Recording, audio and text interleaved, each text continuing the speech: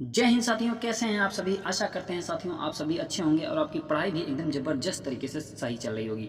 साथियों आज का जो टॉपिक होने वाला है वो झारखंड पुलिस कांस्टेबल 2024 में जो हिंदी का पेपर नंबर 2 होता है साथियों, उसी का प्रैक्टिस सेट है। Practice set number 31। इसके पहले आप लोगों के लिए 30 प्रैक्टिस सेट ऑलरेडी प्रोवाइड करवाई जा चुकी है साथियों, तो आप लोग जाके वीडियो देख सकते हैं और अपनी तैयारी का अंदाजा भी लगा सकते हैं। तो आइए स्टार्ट करते हैं वीडियो को बिना देरी किए हुए साथियों। पहला प्रश्न है, मानसिक भाव छिपाना वाक्यांश के लिए सार्थक शब्द है। असूया, अमर्ष, अवहिथा, अच्छधूर्त। तो साथियों अवहिथा, अवहिथा जो होता है उसका मतलब होता है मानसिक भाव छिपाना। ठीक है, मानसिक भाव छिपाना वाक्यांश के लिए जो सार्थक शब्द होगा अवहिथा होगा। आप संक्षेप में अवहिथा भी बोल सकते हैं। अनुशासनात्मक कार्यवाही की प्रक्रिया के फलस्वरूप पद से नीचे उतरना के लिए निम्नलिखित शब्दों में से कौन सा शब्द प्रयुक्त होगा साथियों। प्रोन्नति होगा, पदोन्नति होगा, पदावधि होगा या फिर पदावनति होगा। क्या होगा? तो साथियों आपका जो राइट आंसर है वो है पदावनति। ठीक है, अनुशासनात्मक कार्यवाही की प्रक्रिया के फलस्वरूप पद से नीचे उतरना के लिए एक शब्द होगा पदावनति। ठीक है, अगला प्रश्न है, कौन सी रचना कृष्ण काव्य से संबंधित है।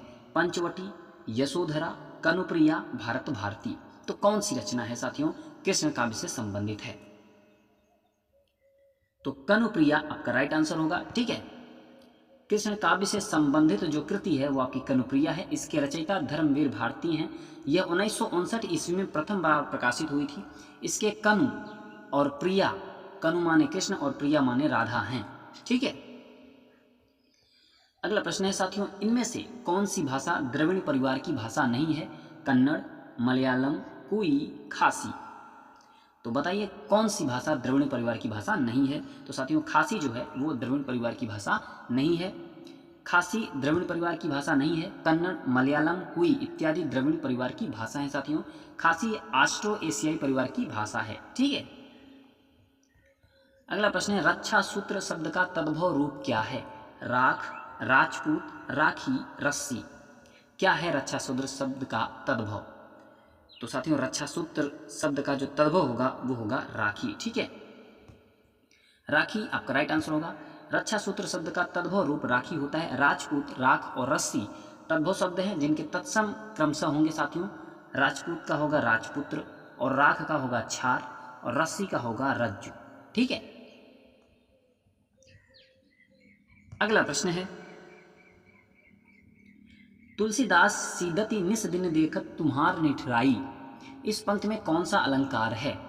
श्रुत्यानुप्रास अलंकार, अंत्यानुप्रास अलंकार, लाटानुप्रास अलंकार, वृत्त्यानुप्रास अलंकार। तो कौन सा अलंकार है साथियों इसमें? तो इसमें जो है श्रुत्यानुप्रास अलंकार है। तुलसीदास सीदति निस दिन देखत तुम्हार निठुराई, इसमें श्रुत्यानुप्रास अलंकार है।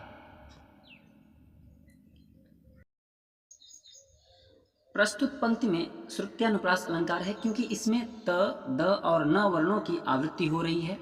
जब किसी पद में एक ही उच्चारण स्थान वाले वर्गों की बार बार आवृत्ति होती है तो वहाँ श्रुत्यानुप्रास अलंकार होता है और यह सुनने में अत्यंत प्रिय लगता है। ठीक है, अगला प्रश्न है, ब्रज भाषा का विकास किस अपभ्रंश से हुआ है। सौरसैनी, अर्धमागधी, मागधी या फिर पैसाची। तो ब्रज भाषा का जो विकास हुआ है साथियों वो है सौरसैनी अपभ्रंश से हुआ है। ठीक है, ब्रज भाषा का विकास सौरसैनी अपभ्रंश से हुआ है। ब्रज भाषा उत्तर प्रदेश राज्य के ब्रज क्षेत्र में बोली जाने वाली भाषा है।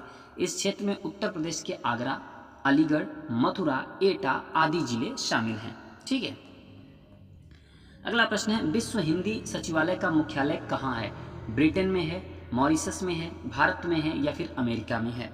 कहाँ पे है? तो साथियों विश्व हिंदी सचिवालय का जो मुख्यालय है वो मॉरिशस में है। ठीक है, वर्ष 1975 में नागपुर में आयोजित प्रथम विश्व हिंदी सम्मेलन के दौरान मॉरिशस के तत्काल प्रधानमंत्री शिवसागर राम गुलाम ने वैश्विक स्तर पर हिंदी से संबंधित गतिविधियों के समन्वय के लिए एक विश्व हिंदी सचिवालय की स्थापना का विचार रखा।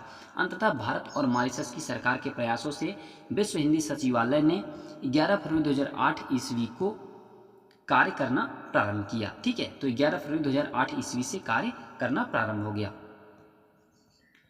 अगला प्रश्न है साथियों, भयानक रस का अस्थायी भाव क्या है। रति, भय, शोक, निर्वेद।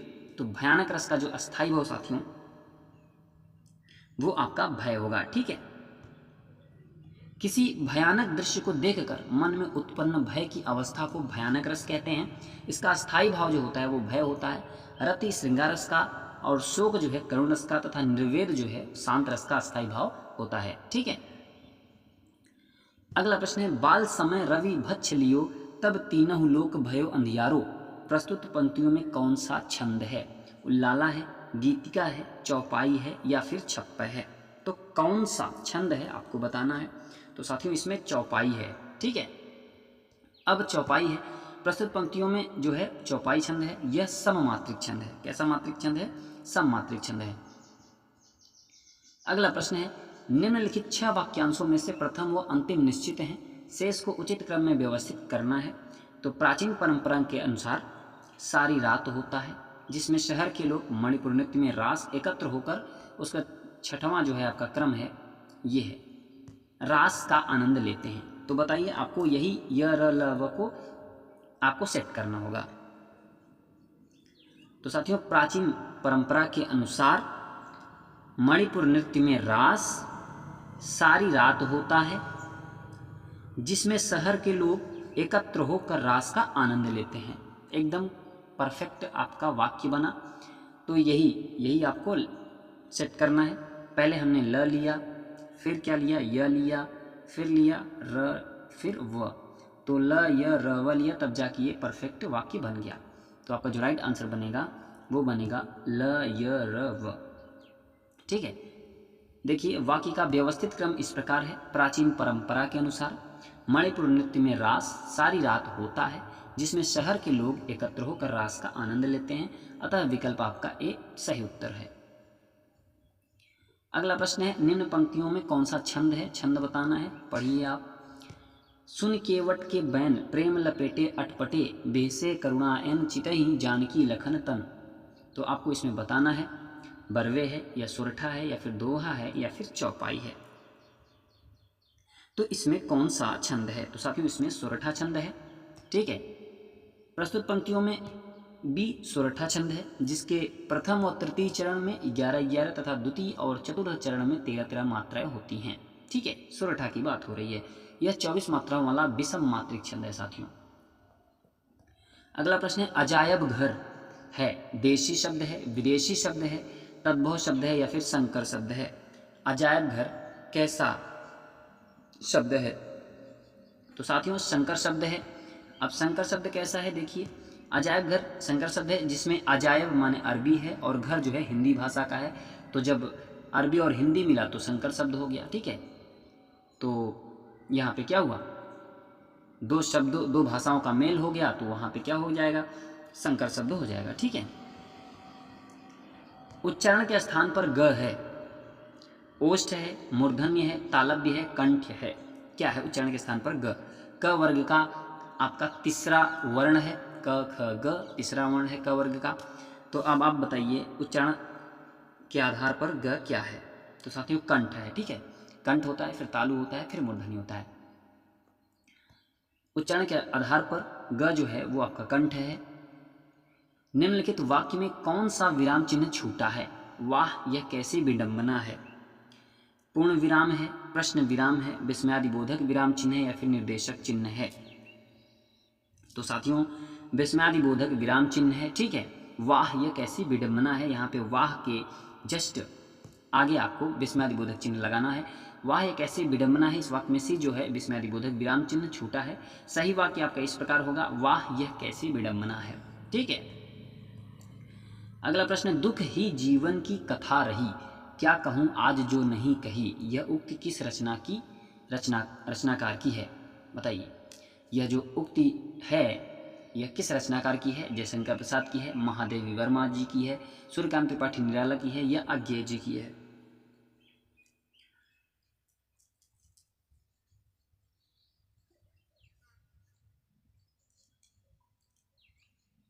तो साथियों आपका जो राइट आंसर होगा वो होगा सूर्यकांत त्रिपाठी निराला जी की है। ठीक है, दुख ही जीवन की कथा रही, क्या कहूँ आज जो नहीं कही, उक्त सूर्यकांत त्रिपाठी निराला की है। ठीक है, ये जो उक्ति है वो सूर्यकांत त्रिपाठी निराला की है। अगला प्रश्न है आंख का नीर ढल जाना मुहावरे का सही अर्थ है। मरते समय आंसू बहाना, निर्लज्ज हो जाना, निरुत्साहित होना, निष्प्रभ होना। तो आंख का नीर ढल जाना मुहावरे का जो अर्थ होगा साथियों वो होगा निर्लज्ज हो जाना। ठीक है, क्या होना? निर्लज्ज हो जाना। आंख का नीर ढल जाना मुहावरे का जो अर्थ होगा वो निर्लज्ज हो जाना है। उदाहरण, अब वह किसी की नहीं सुनता, उसकी आंख का नीर ढल गया है। ठीक है। अगला प्रश्न है समुच्चारित भिन्नार्थक शब्द जलज जलद के अर्थ हैं। कमल जल देने वाला, कमल बादल, मोती कपूर या उपयुक्त सभी। तो एक जलज का क्या अर्थ है और एक जलद का क्या अर्थ है? तो साथियों कमल और बादल, जलज का अर्थ जो होता है वो कमल होता है और जलद का मतलब होता है बादल। ठीक है। अगला प्रश्न, कौन सी भाषा भारतीय संविधान की 8वीं अनुसूची में शामिल नहीं है? तुलु, हिंदी, तेलुगु, उड़िया। तो साथियों तुलु भाषा जो है वो भारतीय संविधान की 8वीं अनुसूची में शामिल नहीं है। अब तुलु भाषा भारतीय संविधान की 8वीं अनुसूची में शामिल नहीं है। 8वीं अनुसूची में शामिल भाषा असमिया, बांग्ला, गुजराती, हिंदी, कन्नड़, कश्मीरी, कोंकणी, मलयालम, मणिपुरी, मराठी, नेपाली, उड़िया, पंजाबी, संस्कृत, सिंधी, तमिल, तेलुगु, उर्दू, बोडो, संथाली, मैथिली एवं डोगरी। ठीक है। तो ये भाषाएं हैं जो भारतीय संविधान की 8वीं अनुसूची में शामिल हैं। अगला प्रश्न है घ, ग, ड, व, त इनमें कितने अघोष व्यंजन हैं? अब आपको अगर अघोष पता होगा कि कौन कौन से व्यंजन होते हैं तो आप आंसर दे ले जाएंगे। तो बताइए कितने अघोष व्यंजन हैं? तो साथियों इसमें 2 अघोष व्यंजन हैं। ठीक है। तो कौन कौन से हैं इसमें? अब आप लोग कमेंट करके बताइए। ग, घ, ड, ठ, त वर्णों में 2 अघोष व्यंजन हैं। इसमें त और ठ अघोष हैं। जिन वर्णों के उच्चारण करते समय स्वर तंत्रियों में कंपन होती है उन्हें घोष या सघोष वर्ण कहते हैं। प्रत्येक वर्ग का तीसरा, चौथा, 5वां वर्ण सारे स्वर य, र, ल एवं ह सघोष वर्ण हैं। जिन वर्णों के उच्चारण करते समय स्वर तंत्रियों में कंपन नहीं होता अघोष वर्ण होते हैं। प्रत्येक वर्ग का पहला एवं दूसरा वर्ण और स, ख, स अघोष वर्ण होता है। ठीक है। अगला प्रश्न है साथियों उपचार शब्द में कौन सा उपसर्ग है? उपचार, आर, उ। अब आपको बताना है उपचार शब्द में उपसर्ग। तो साथियों उपसर्ग है। ठीक है। उपचार शब्द में उपसर्ग का उपयोग किया गया है। वह अव्यय जो शब्द के पहले लगकर शब्द का अर्थ बदल दें उसे उपसर्ग कहते हैं और वह अव्यय जो शब्द के बाद लगकर शब्द का अर्थ बदल दें वहां पे प्रत्यय होता है। ठीक है। जैसे उपकार, उपपद, अनुकरण, अनुवाद ये उपसर्ग के कुछ उदाहरण हैं। अगला प्रश्न है कर्तरी शब्द का तद्भव रूप क्या है? कैंची, कचहरी, कर्ता, कर्तव्य। कर्तरी शब्द का तद्भव रूप बताना है साथियों। तो कर्तरी शब्द का जो तद्भव रूप होगा वो आपका कैंची होता है। ठीक है। देखिए तत्सम शब्द आपके क्या हैं? एक तरफ तत्सम शब्द है, एक तरफ तद्भव शब्द है। अब तत्सम में आपका कर्तरी माने कैंची आपका तद्भव हुआ। कृत्य, ग्रह तत्सम, कचहरी जो है वो आपका तद्भव शब्द है। कर्पूर तत्सम है, कपूर तद्भव है। कर्तव्य, कर्तव्य जो है आपका तत्सम है, कर्म जो है तद्भव है। कर्तव्य, कर्तव्य और काम, कर्तव्य जो है आपका तत्सम है और काम जो है आपका तद्भव है। ठीक है। अगला प्रश्न है इनमें से उपसर्ग सहित शब्द कौन सा है? प्रयोग, ममता, प्रस्ताव, प्रतिभा। तो इनमें से उपसर्ग सहित शब्द कौन सा है साथियों? तो प्रयोग जो है वो आपका उपसर्ग सहित शब्द है। ठीक है। प्रयोग शब्द में प्र उपसर्ग का प्रयोग किया गया है। जब कोई शब्दांश मूल शब्द के पहले जुड़कर उसके अर्थ में परिवर्तन ला देता है तो उसे उपसर्गी कहते हैं। जैसे सम उपसर्ग से निर्मित शब्द संस्कार और संगम। ठीक है। अगला प्रश्न है खिन्न का विलोम शब्द क्या है? मुदित है, विखिन्न है, भूल है, मृदु। तो खिन्न का विलोम शब्द जो होगा साथियों वो होगा मुदित। ठीक है। मुदित आपका राइट आंसर होगा। शब्द एवं विलोम, शब्द विलोम देख लेते हैं कुछ शब्दों के। जैसे कि खिन्न, खिन्न का जो होगा वो मुदित होता है विलोम। मौन का मुखर होता है। अनाथ का सनाथ होता है। सम्मुख का विमुख होता है। और एक और देख लीजिए कृतज्ञ का होता है कृतज्ञ। ठीक है। ये विलोम शब्द हैं। अगला प्रश्न, श्रोता सवाल कर रहा है, इस वाक्य में क्रिया किस काल का बोध करा रही है? सामान्य भविष्य, अपूर्ण वर्तमान, सामान्य वर्तमान, सामान्य भूत। तो साथियों, श्रोता सवाल कर रहा है, इस वाक्य में जो है आपका अपूर्ण वर्तमान होगा। ठीक है, क्या होगा? अपूर्ण वर्तमान होगा।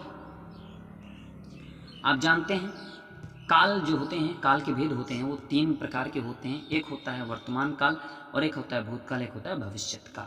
ठीक है, सामान्य वर्तमान काल के जो भेद होते हैं उसको हम बता देते हैं आपको। सामान्य वर्तमान काल के जो माने वर्तमान काल के जो भेद होते हैं वो सामान्य वर्तमान हुआ, पूर्ण वर्तमान हुआ, अपूर्ण वर्तमान हुआ, संदिग्ध वर्तमान हुआ, तत्कालिक वर्तमान हुआ और संभाव्य वर्तमान हुआ। ठीक है, भूतकाल की बात करते हैं। भूतकाल में आपको बता दें कि सामान्य भूत होता है, आसन्न भूत होता है, पूर्ण भूत होता है, अपूर्ण भूत होता है, संदिग्ध भूत होता है और हेतु हेतु मद भूत होता है। ठीक है, और भविष्यत काल सामान्य भविष्य होता है, संभाव्य भविष्य होता है, हेतु हेतु मद भविष्य होता है। ठीक है, अगला प्रश्न है, यथास्थान शब्द में कौन सा समास है? बहुब्रीहि समास, द्विगु समास, अव्ययीभाव समास, कर्मधारय समास। तो यथास्थान शब्द में कौन सा समास है साथियों?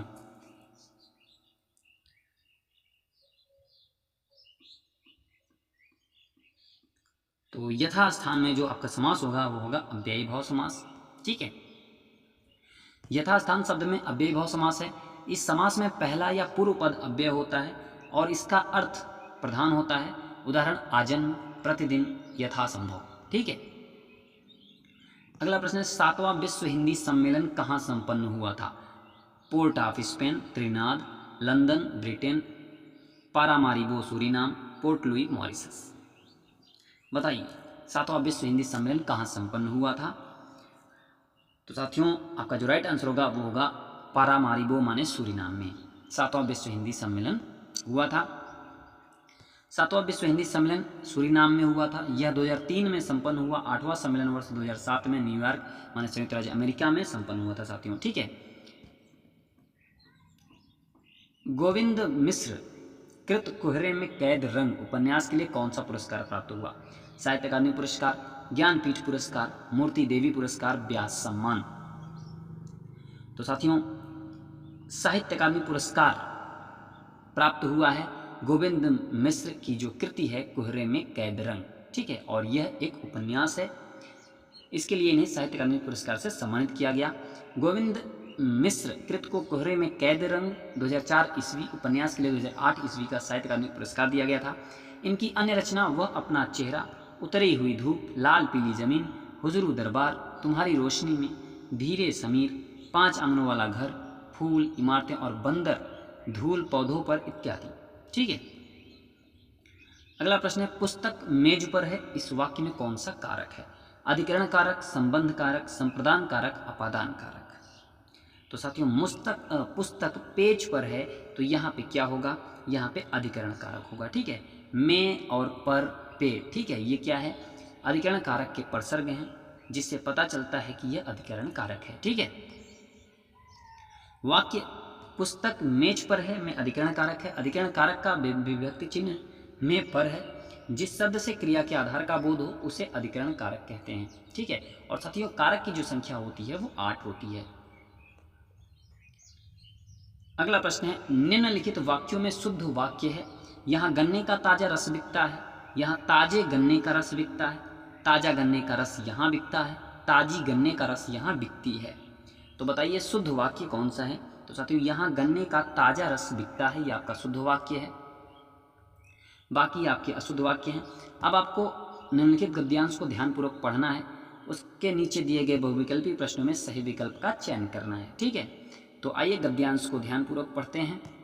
सादा जीवन उच्च विचार, यह मुहावरा सुनने में कितना मनमोहक है, परंतु इसके अनुरूप जीवन को ढालना अत्यंत कठिन है।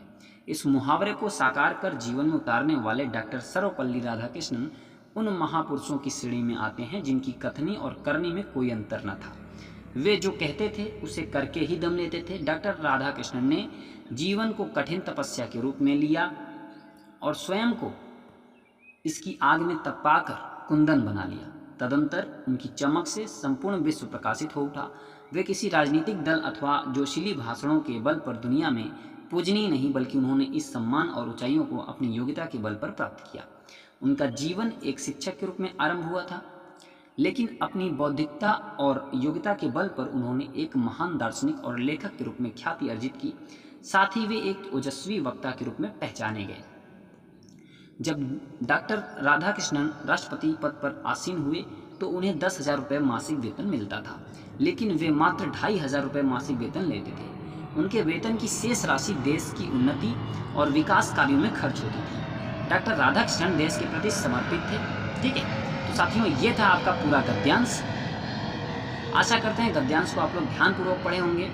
तो अब आइए प्रश्न की ओर बढ़ते हैं और पूछे गए प्रश्न का जवाब देते हैं। तो प्रश्न है, डॉक्टर राधाकृष्णन जब राष्ट्रपति पद पर थे तब उनके वेतन की शेष राशि किस कार्य में खर्च होती थी?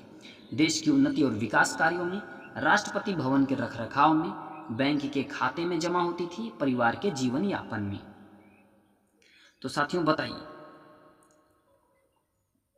तो देश की उन्नति और विकास कार्यों में उनकी शेष राशि खर्च होती थी। ठीक है, प्रस्तुत गद्यांश के अनुसार डॉक्टर राधाकृष्णन जब राष्ट्रपति पद पर थे तब उनके वेतन की शेष राशि देश की उन्नति और विकास कार्यों में खर्च होती थी। अगला प्रश्न है साथियों, समर्पित शब्द में प्रत्यय है, त है, पित है, इत है, इत है। तो समर्पित शब्द में प्रत्यय आपको बताना है। तो साथियों इत प्रत्यय होगा। ठीक है, अगला प्रश्न है, डॉक्टर राधाकृष्णन का जीवन किस रूप में प्रारंभ हुआ था? दार्शनिक, लेखक, शिक्षक, वक्ता।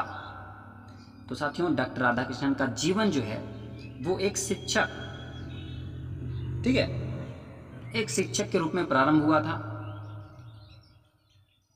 अगला प्रश्न है, डॉक्टर राधाकृष्णन अपने किस गुण के कारण दुनिया में पूजनीय हुए? ओजस्वी वक्ता के कारण, योग्यता के कारण, लेखन के कारण, दार्शनिक होने के कारण। तो साथियों डॉक्टर राधाकृष्णन जो है वो अपने योग्यता के कारण, ठीक है, किसके कारण? अपने योग्यता के कारण दुनिया में पूजनीय हुए। अगला प्रश्न है, डॉक्टर राधाकृष्णन देश के प्रति समर्पित थे। इस गद्यांश के लिए उपयुक्त शीर्षक है क्या है? सादा जीवन उच्च विचार, राष्ट्रपति राधाकृष्णन, महान दार्शनिक, डॉक्टर राधाकृष्णन एक विराट व्यक्तित्व। तो क्या होगा आपका राइट आंसर? तो साथियों डॉक्टर राधाकृष्णन एक विराट व्यक्तित्व, ये आपका बिल्कुल राइट आंसर होगा। अगला प्रश्न है, जहां कारण के बिना कार्य की उत्पत्ति हो वहां कौन सा अलंकार होता है साथियों? विभावना, विशेषोक्ति, असंगति, दीपक। बताइए।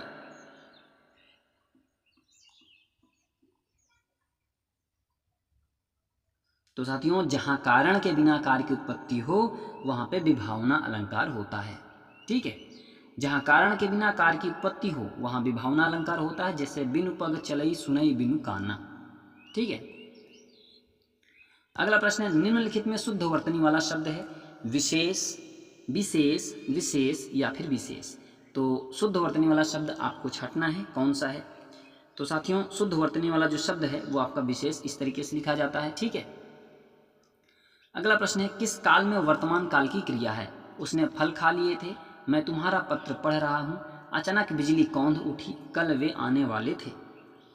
तो बताइए किस वाक्य में वर्तमान काल की क्रिया है? तो साथियों मैं तुम्हारा पत्र पढ़ रहा हूँ, इसमें जो है आपका वर्तमान काल की क्रिया है। ठीक है, अगला प्रश्न है साथियों, जो खाने योग्य न हो वाक्यांश के लिए एक शब्द होगा?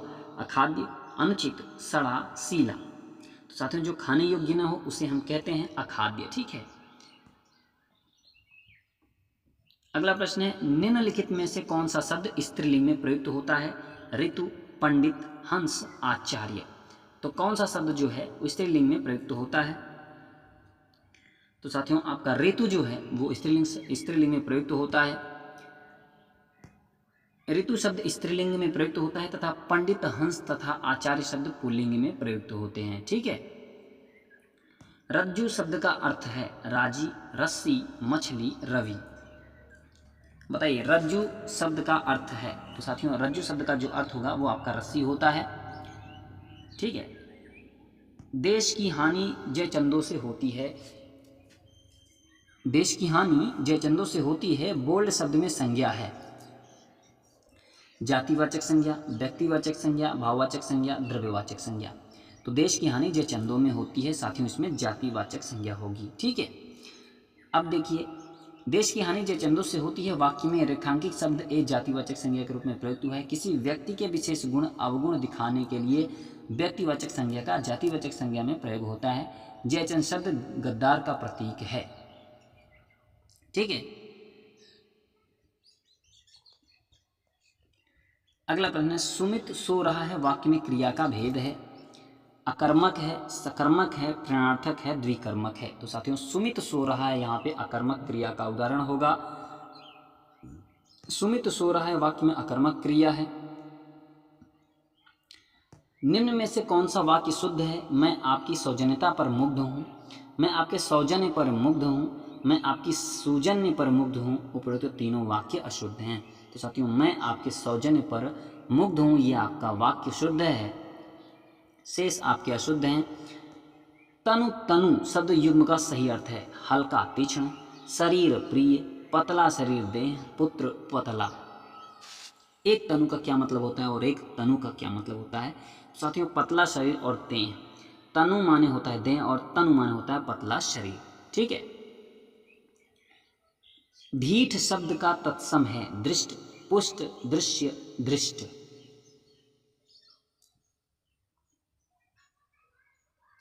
तो साथियों, ढीठ शब्द का जो तत्सम होगा वो आपका धृष्ट होता है। कौन सा शब्द जातिवाचक संज्ञा नहीं है? जवान, बालक, सुंदर, मनुष्य। कौन सा शब्द जातिवाचक संज्ञा नहीं है साथियों? तो सुंदर जो है वो आपका जातिवाचक संज्ञा नहीं है। फिर है क्या साथियों? तो यह एक विशेषण शब्द है। ठीक है, जातिवाचक संज्ञा नहीं बल्कि एक विशेषण शब्द है। अज्ञान का तद्भव शब्द चुनिए। अनजान, अजान, अजाना, अजाना। तो अज्ञान का जो तद्भव शब्द होगा साथियों वो होता है अजान। ठीक है, अज्ञान का तद्भव शब्द अजान है। ठीक है।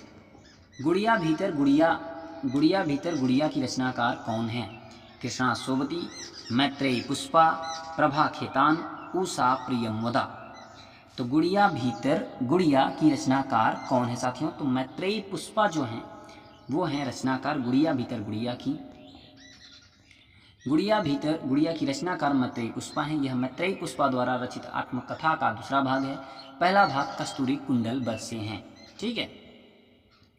अगला प्रश्न है साथियों, और आज की वीडियो का लास्ट प्रश्न है, झरना काव्य संग्रह के रचयिता हैं सोहनलाल द्विवेदी, महादेवी वर्मा, जयशंकर प्रसाद, सुभद्रा कुमारी चौहान। साथियों, झरना काव्य संग्रह के जो रचयिता हैं वो जयशंकर प्रसाद जी हैं। ठीक है, झरना काव्य संग्रह के रचयिता जयशंकर प्रसाद हैं। इस संग्रह का प्रकाशन वर्ष 1918 में हुआ। यह संग्रह छायावाद युग का महत्वपूर्ण सोपान माना जाता है। तो ठीक है साथियों, ये था आपका टोटल 50 प्रश्न। तो 50 प्रश्न में आपका स्कोर कितना है ये आप कमेंट करके जरूर बताइएगा। तो साथियों, अगर वीडियो पसंद आई हो तो आप लोग एक लाइक और चैनल को सब्सक्राइब जरूर करिएगा साथियों, और अपने साथियों तक जरूर शेयर करिएगा। तो साथियों, तब तक मिलते हैं अगली वीडियो के साथ। तब तक के लिए नमस्कार, वंदे मातरम, जय हिंद।